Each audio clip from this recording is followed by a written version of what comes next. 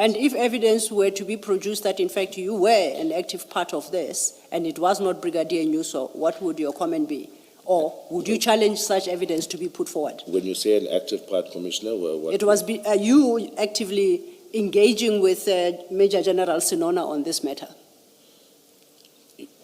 You know, like I said, the investigation went to a certain individual, a colonel.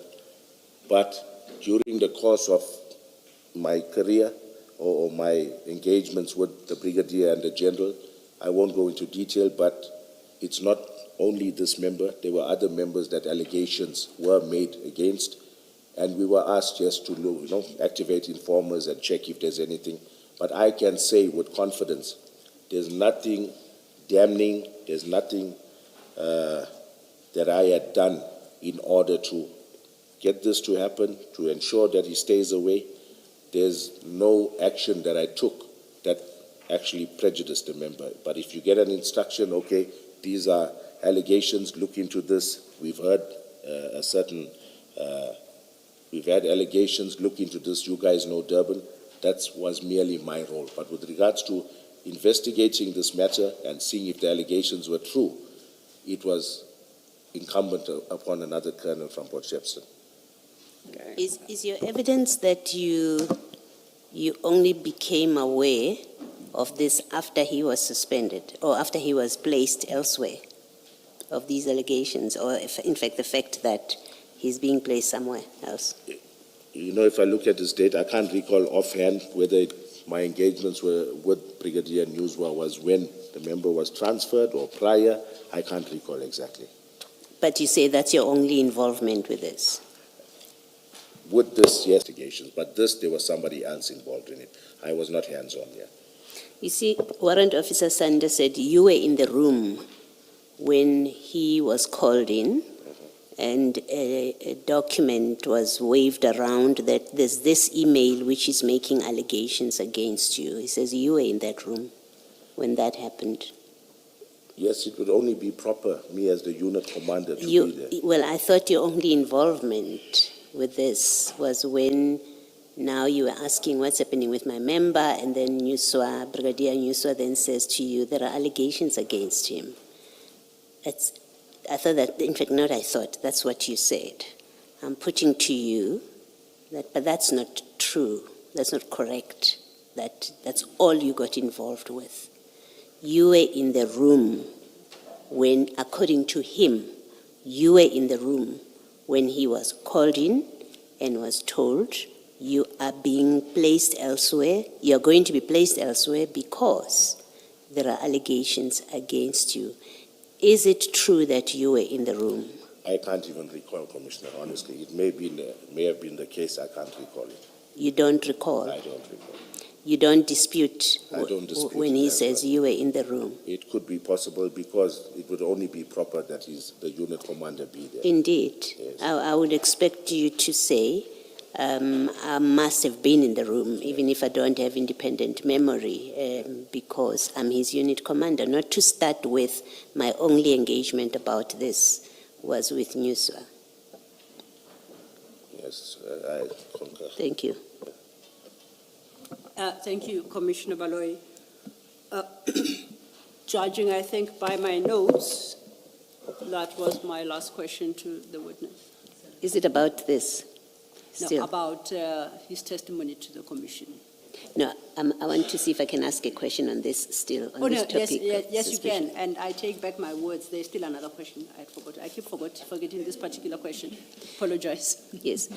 So, Colonel, what Warrant Officer Sander testified to is that he then gets placed in, I think, supply chain or another place where he's placed. And nothing is said to him.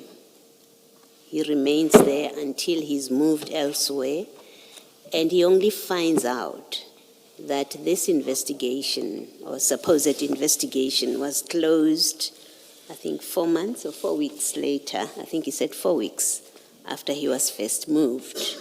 He found out because he asked someone at Port Shepstone, I think he said, and he was told, they looked it up, and then they said, no, but this thing was closed 4 weeks after it was referred.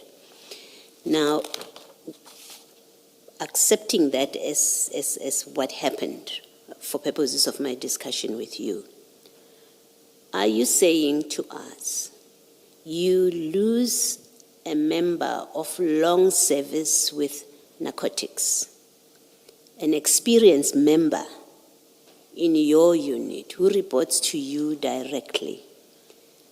You don't know, you don't ask, when is this investigation ending? I'm one member short. I'm one experienced member short. You do not ask what's happening with this investigation. Is that what you're telling the Commission? No, I'm not telling the Commission. Yeah, what are you telling the Commission about on that score?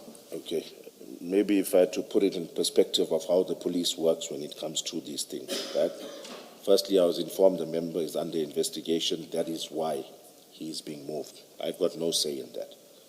He's under investigation because you were in the room Yes. when he was told that an allegation has been made. So it's no longer, you and I have cleared that, in fact, your first account to us that you found out that is under investigation because of engagement, because you were wondering what's happening with our member, where he is, that's not an accurate reflection of what happened. You were in the very room where he was told there are allegations against you.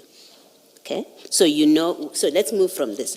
You know your member, you were in the room when your member was told there are allegations against you.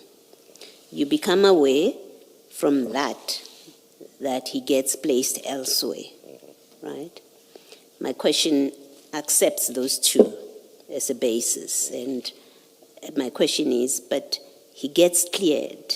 In fact, that investigation gets shut down. He finds out much later.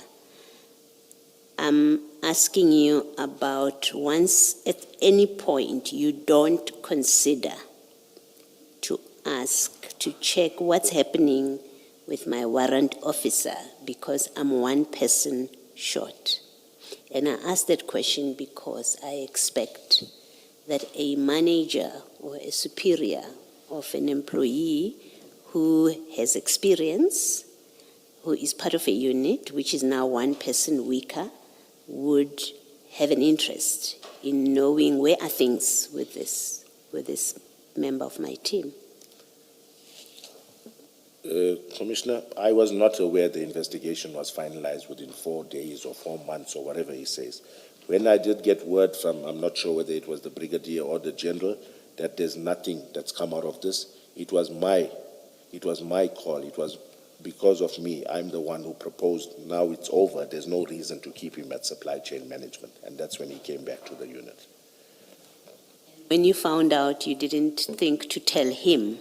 Whenever you inquired and you were told there's nothing to it, you didn't think that as his immediate superior, he's entitled to, it's only right, in fact, that he be told that that complaint or that allegation against you has in fact been found to have nothing to it and the investigation has been shut. You didn't think it was the appropriate thing to do? And the right thing? It was appropriate and I did so. That's how the member ended up back at the unit. No, the member found out for himself. And he says to us, long after he had been moved around, long after he went and asked, and that's the only way. In fact, I asked him, did you ever get feedback on this, that this investigation, nothing has come of it? His answer was an emphatic no. I never received anything in writing except for this. I never received the allegations that were being investigated against me. I was told in a room that there's an email that came in. Never shown that email in the room in which you were. I never received anything, any report, and it went quiet until eventually I asked, and that's how I found out that I've been cleared. So according to him, it didn't come from you. No, according to me, it did come from me. Okay. Thank you. Can I just get clarity on Warrant Officer Sander? In June 2021, was he part of your team? Yes, he was, Commissioner. So you could have dispatched him to the depot on the day? Yes, I could have. because we know that a month later in July, he was involved in the 999 kilogram bust. Yes, Commissioner, you're correct. And it goes back to tying up my earlier point that Yes. because you were on leave and there were capable members of your team who could have attended to the scene, it was not necessary for you to cut short your leave and become involved, especially knowing that even a day after you would need to go back on leave because your leave was only going to end at the end of the month. You know, Commissioner, every policeman would like to boost his ego with a good bust. Karl Sander had... Let's not go back there. For all you knew, it was 5 kilograms. But I'm saying a For all you knew, container... it But I'm was saying, 5 kilograms. Commissioner, if you look at For you seizures... to wake up and say, come and fetch me, I will Yes. attend the briefing where I will be told that it is 27 kilograms or 27 bags. When you got up and you said, come and fetch me, Yes. you didn't know that this was going to boost your ego. You did not know that this was a big bust. All you knew at that point is, at a depot, there's a container, Yes. and it might contain cocaine. Yes. So to say it was going to boost your ego and your decision was based on that, that cannot fly. Commissioner, any container bust, even if you get, if you get 5 kilos, 5 kilos of cocaine is like 2 million, close to 2 million street value. It's not every day you get a bust like that. So even the fact that I highlighted, I went off from leave to attend a normal search, it doesn't really matter on the amount, the magnitude, but this, when I heard it's a container thing, yes, it will boost your ego to know that you've been part of a bust where, and most of the times in a container, you're not getting less than 10 kilos at least. So that was my reason. Colonel, it all leaves one with the impression that you wanted to be there, you wanted to take control of the scene, you wanted to manage it the way you managed it, you wanted the drugs to go to a particular place, and we know what happened to the drugs.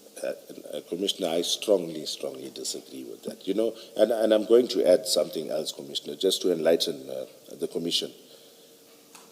Drug busts went on even in the absence of Karl Sander's interdictions at the harbour. Not to shoot him down, but it's not the member himself that was prolific in terms of identifying containers or doing further investigations, and it's a matter of getting the information from your contact at Crime Intelligence. So he was not the be-all and end-all. We've got many competent... No, I think the question is different now. I think Commissioner Khumalo is way past the question of why you came back from leave. Like I say... Now, yeah, I don't know. I thought so. Can you please respond to... Okay. Yeah. You know, Commissioner, if I had a history of being office-bound and I'm somebody that never goes out, somebody that never carries cases, yeah, even Sechedi will tell you, clan labs, I've identified clan labs, I love that action, I love investigation, I love being out on the field. So if I was somebody that normally didn't do it, and now all of a sudden I get this energy while I'm on leave to go start working, then I can agree with you, Commissioner, that it doesn't look good. But if you find out from even whoever, any colleagues that work with me, I'm that type of person. So I know your other witnesses appeared before the commission and things. We saw guys were office-bound and they just went out. For me, that was totally not the case. I'm somebody, if you look at my history, my convictions, my clan labs, it speaks for itself. I may not be as articulate as some of our other members and able to promote myself such that the country sees me as a hero, but I've done what I needed to do, and okay, that's it. I won't say more, Commissioner. You are actually very articulate. Did you hear me? Say it again, Chair. I'm saying you are actually very articulate. Thank you, Chair. Thank you. Just made my day. Thank you, Commissioner. May I just Absolutely. follow up on Commissioner Khumalo? You chose Warrant Officer Sibia to be part of this operation. Why him? Maybe let me start there. You have other members in the unit. Yes. Why him? when Pangase and I spoke, and then I think he walked around the office, he knew who was around. Then I asked him, check for anybody else. He told me, I'm not even sure what he said, but I told him, he's KG there. Because I think Karl Sanders was on leave at that time, if I'm not mistaken. But I don't think anybody else was around. I can't recall exactly, but KG Sibia and he worked under me at EPR as well. So we've got a close relationship. I get on well with the member. So that's the reason for it. There's no Well, I ask you because in his statement, and remember the context in which we are asking these questions is because of these obvious anomalies that happened and resulting in the loss of these drugs which in circumstances that really do not make sense. In his statement, he says he has no experience in these kind of operations. He's never done it. It's not part of what he does in his everyday job. He tells us in his statement what he does. So there is that curiosity of why would you have picked him? You are on leave, you are not in the office. You don't say to Mbanga, find someone else in the office. So I'm not even saying Sanders. Sander, I don't know if he was or was not on leave. I know he was on leave when the drugs got lost. So I'm not concerned so much about him. I'm concerned about you run a unit that has other members who do narcotics. Surely it's not just you and Bangase and Sanders, right? Correct. And you pick someone who doesn't do this in the normal course of their work, in fact, does not have any experience. It doesn't make sense that you would have picked him away from the office. It's not as if you're walking down the corridor and you saw him. Okay. You're sitting in your house and you pick him by name. That's a great curiosity in the circumstances of what happened eventually. Okay. Commissioner, I'm going to disclose something in this commission that I initially chose not to. You know, we don't like to air our dirty laundry. I told you I was moved to commercial crime from 2018 to 2019 for 1 year. There were allegations against me. I was moved there till the investigation was finalized. It was over a year before I got back to the Saneb unit. And when I got back there, part of my problems of why I landed up in commercial crime was due to the fact that certain Saneb members and I were not seeing eye to eye, and allegations were made. I know some were fabricated. Not I know. They were fabricated against me because it was unfounded. So when I got back to organized crime, and when this opportunity came up, most of those Saneb members that were available, I've since mended my bridges. It's water under the bridge now. Honestly, most of those guys there and I were not on good terms. The tension was still there. So I saw fit now to choose guys that I knew we were friends. There was no issue between us. To choose guys of that standing so that now we can now ride on this high horse to say, hey, we've done a nice drug bust. It may sound silly. It may sound petty. I've disclosed this to, I think, the evidence leaders behind the scenes. I'm not sure whether it was Advocate Sello or Ngube. And I said I don't want to air dirty laundry. And that's the reason I made my choice of members of who I did choose. And I think the commission knows that maybe my choice in the end is something that worked against me, right? So I'm saying I made it because of that, because I was not getting on very well with some of those guys that were available, and that's why I chose who I chose. And to those at the office who wondered why I chose those members, I've disclosed it to them, because exactly what you're saying, Commissioner. I knew it, they will wonder. So is Warrant Officer Mpangase, or was, because he's no longer there, the only Saneb member that you got along with at the time? No.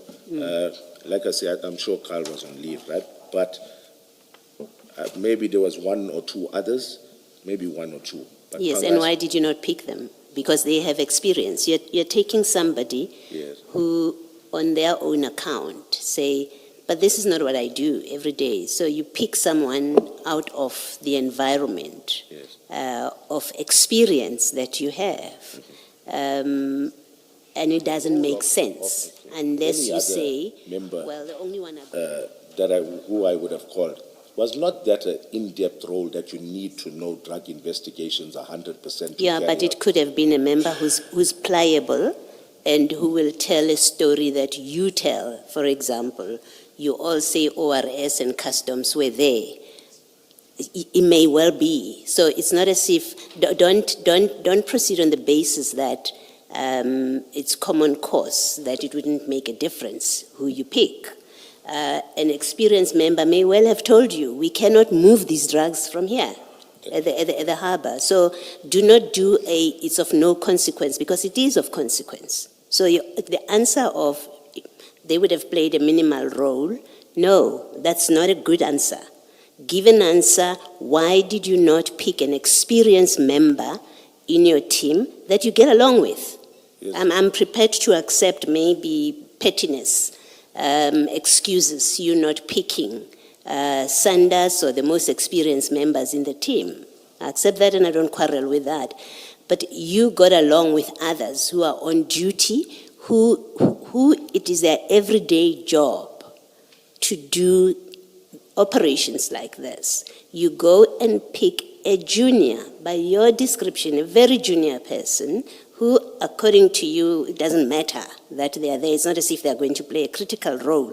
You choose to do that.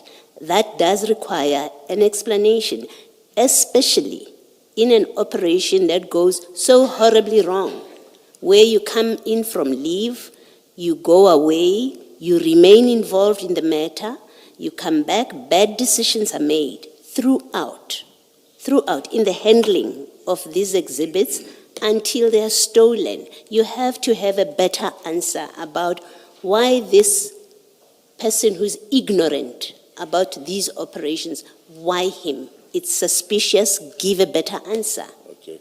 Also, Commissioner, I can't tell you 100% who was available, but it was that time of the morning where members are out on investigation. So if Pangasa had suggested another name of a member who I didn't have any tension with, I would have chose them. There was no special reasoning behind my choosing of You know, in your evidence, you have said to us, when your commander speaks, I can't contradict them. That's what you've said, and that's how you've excused your conduct and failure to act. You say, well, my commander has made a decision, has told me we are going to Port Shepstone, has not moved the drugs. That applies to you and Mpangase as well. You tell him, you don't ask him. You don't say, who's in the office? And then he gives you a list of names and then you pick from that. You actually name the person you want. So your answer has to be premised. The premise of your answer has to be, you made the choice. You told Mpangase who to approach. And on your view that you take about the authority of the words of your superior, of course he was going to follow your instruction, which is to find Sibia. So don't blame Mpangase for anything to do with this choice. It's all on you. And you have to give a satisfactory explanation on these facts. On another day, it may not matter, but we are dealing with an operation that went horribly wrong. And so you have to explain all your decisions and satisfactorily explain your decisions, including why Sibia, who has nothing to do with the kind of work that you do, which is narcotics. Okay. Commissioner, may I answer it with a practical case scenario? I'll give you an example of another operation and members that were used, or am I being, or is that me pointing fingers and you don't want to hear that? Can I give you, just to show you how things work? If it enhances your answer, yes, about Sibia, why you chose Sibia, by all means, but if